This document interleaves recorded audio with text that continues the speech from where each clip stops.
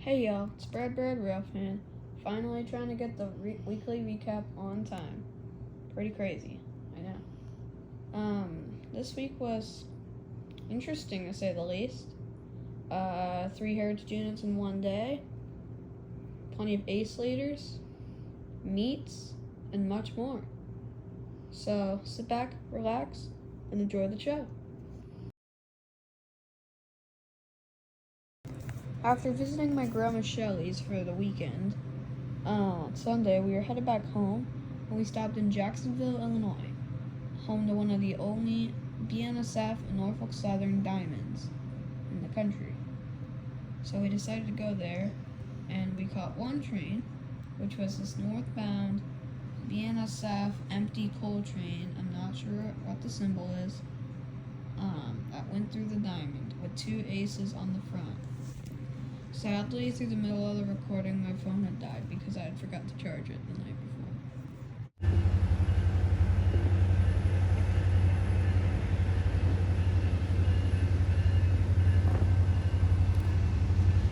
Sorry, I don't have a tripod.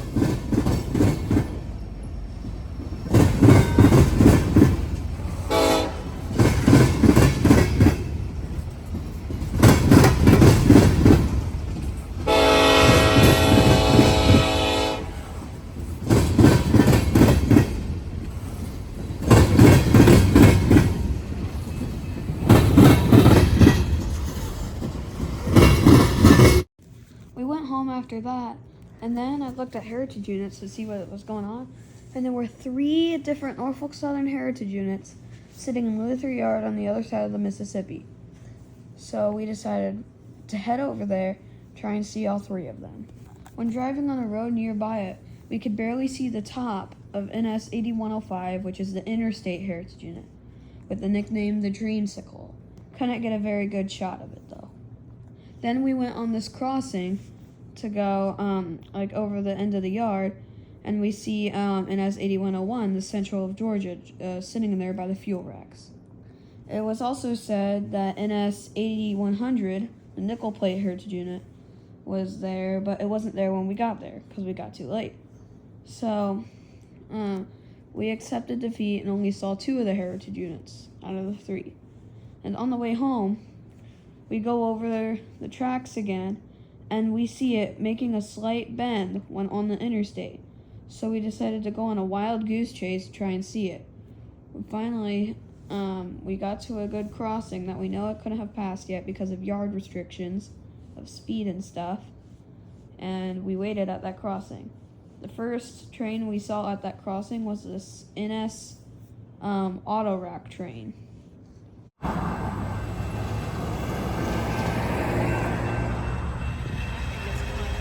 Yeah.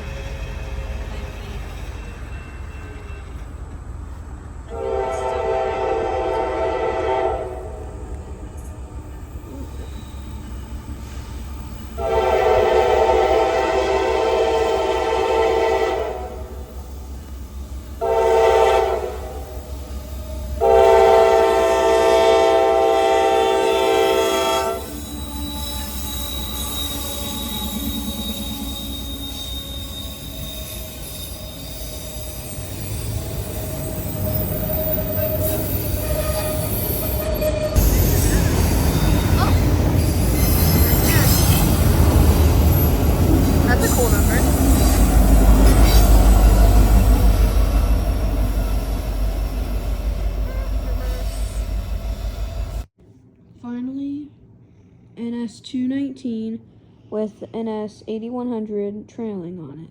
Finally came around the bend and showed its colors.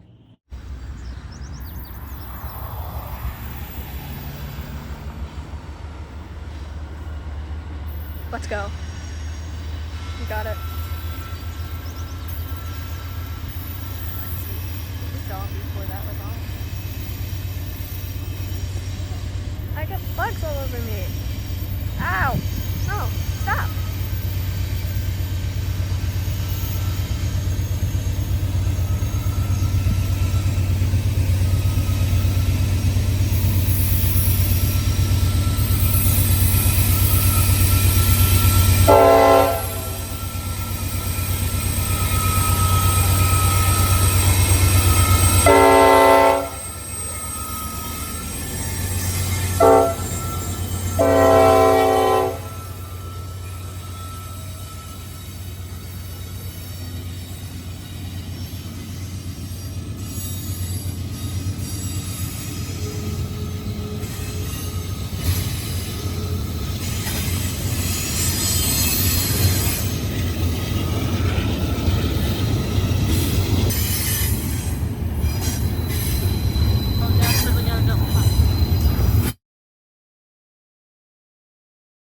The one and only train for Tuesday was this northbound UP manifest off the ANS that I got a terrible shot of at night.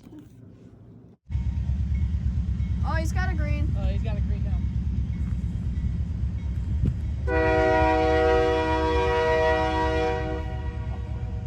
You see him? He's behind the building. You got enough light? Yeah, I think so. Uh-oh.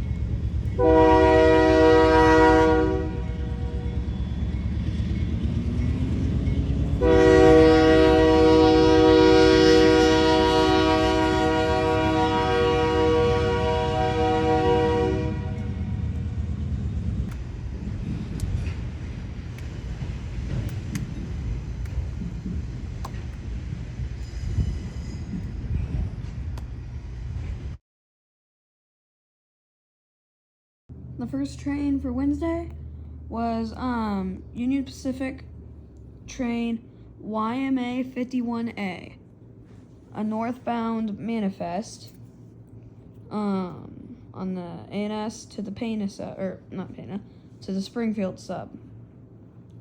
It had a pretty good lash up on it, a UP SD60, and behind it an Alton and Southern SD60.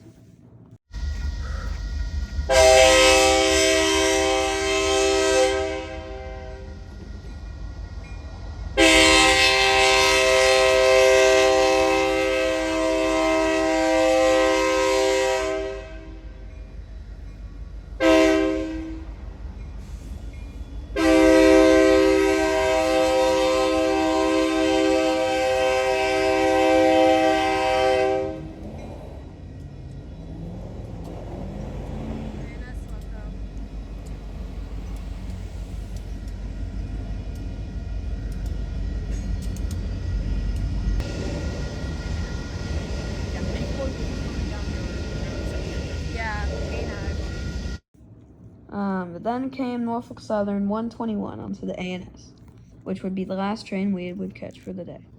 His bike and the other rail fans there. Oh, I saw him earlier. Like, don't do it. You come pretty close.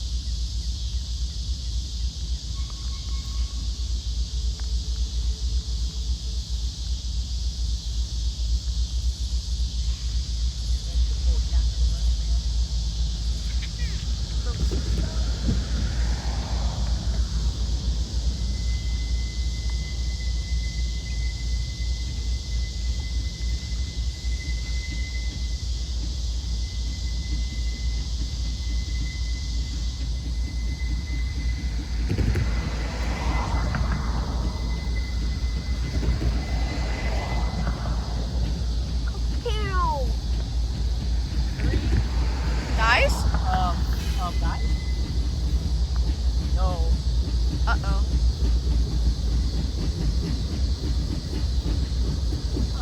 Oh, there we go. Okay. little concern there for a second.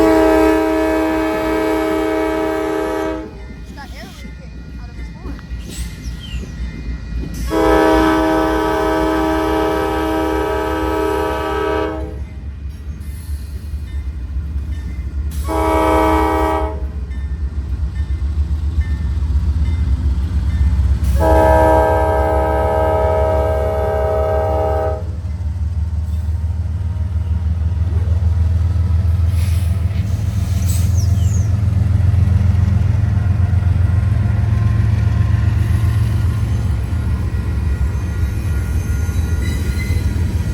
Yeah, Cajun does have a with some car.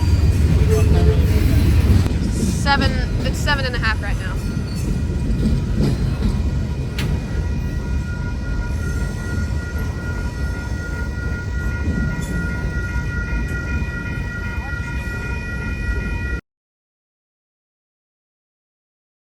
The one and only train for Friday would be a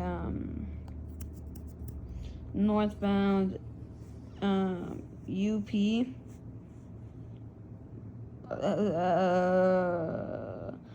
from the ANS to the Pana, I believe, with ET44AC and SD60.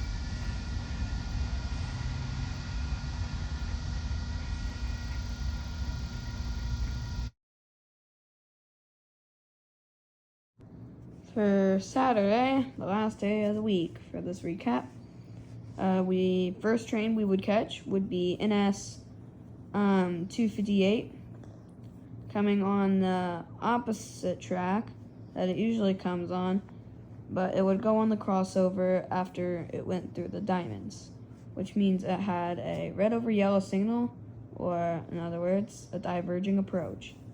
And when some of the last few cars came, we had an Amtrak come behind it, but it's not too visible from where I'm at.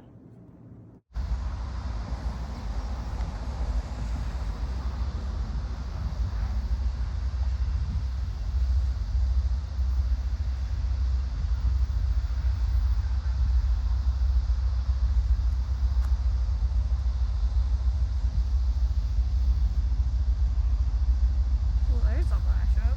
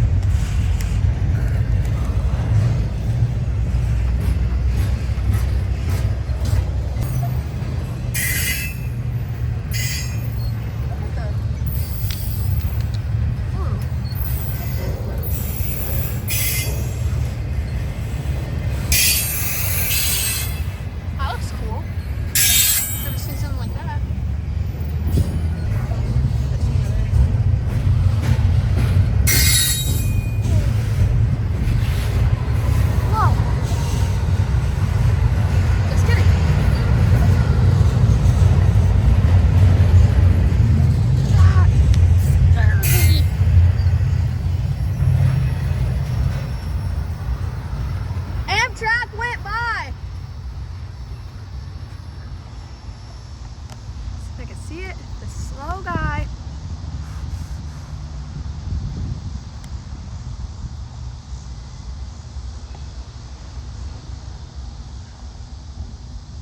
Too slow.